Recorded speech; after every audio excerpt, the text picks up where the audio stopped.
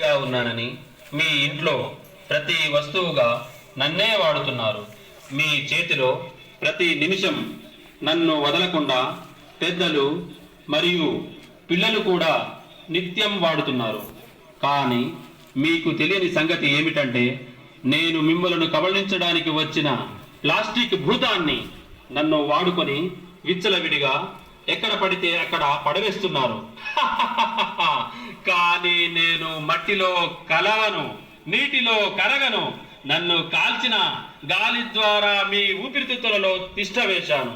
వేడి వేడి ఆహార పదార్థాలు, అన్నం, కూరలు, సాంబారు, టీ, కాఫీ ప్లాస్టిక్ కవర్లలో తీసుకువెళ్ళి ఆహారంతో పాటు నన్ను కూడా తింటున్నారు. ప్లాస్టిక్ కవర్ల ద్వారా మీ పంట పొలాలలో వ్యాపించి ఉన్నాను.